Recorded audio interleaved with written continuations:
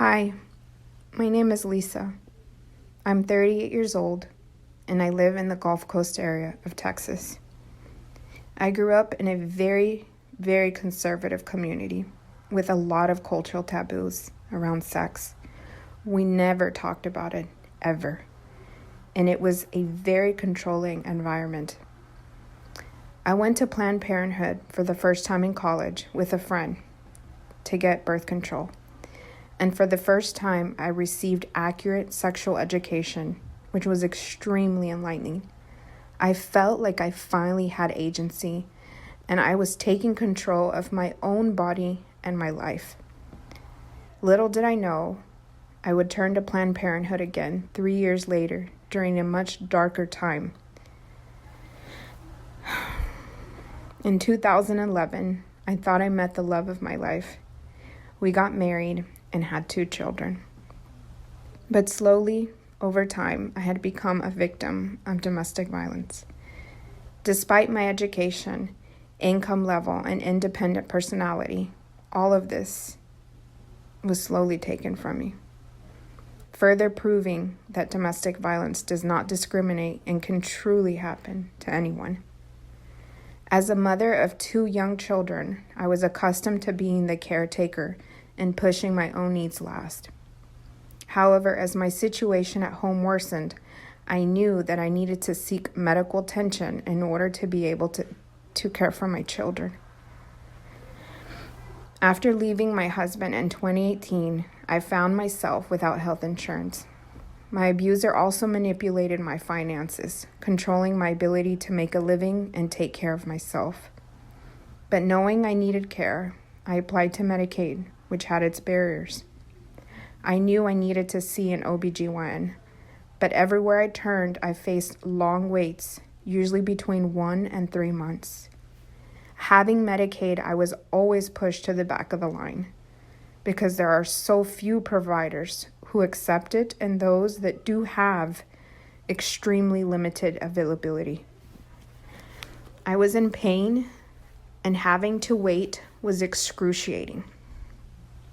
I finally got an appointment at a private clinic where I learned my husband's infidelity had led me to contact HPV, specifically one of the 2 types that led to the majority of cancer cases and are deemed high risk. I needed follow-up care and treatment, and I couldn't wait again. That's when I turned to Planned Parenthood. Only there was I able to get a same-day appointment immediately. My experience at Planned Parenthood was unlike any other healthcare setting. More than a health center, I found a community. I have a sensitive situation with deeply personal healthcare needs, and at Planned Parenthood, I have always felt safe, welcomed, and understood. Most of all, I know when I step foot into Planned Parenthood that I'm receiving the same quality of care as any other patient in the health center, regardless of my income or insurance. Over the last several years, I returned to Planned Parenthood for my annual exams and cancer screenings, and they also connected me with referrals for therapy and repair of surgery for the rapes I endured in my marriage. This has been a turning point in my journey.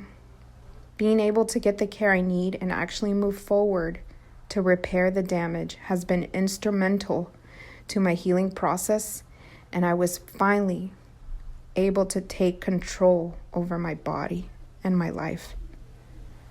But I've recently learned that in just a few days, Planned Parenthood will no longer be able to accept Medicaid patients in Texas. This was shocking and devastating to me as someone who relies on Planned Parenthood for immediate and high-quality health care that I have not been able to get anywhere else. Finding a new provider who accepts Medicaid and one where I feel comfortable is hard enough at any time, but during a pandemic, it feels practically impossible.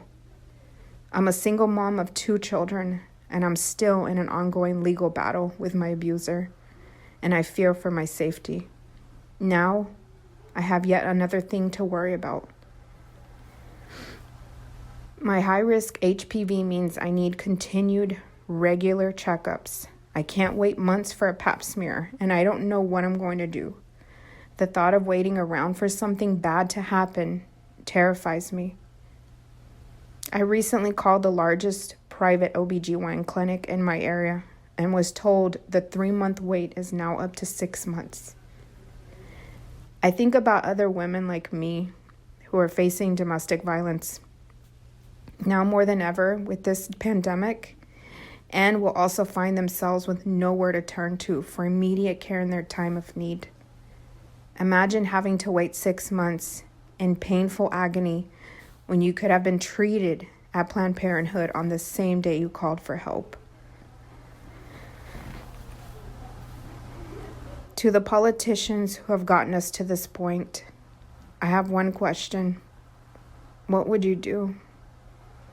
What if you or your daughter or someone you loved found yourself in my situation? Where would you go? This may be politics to some people, but for me, for people like me, this is life and death.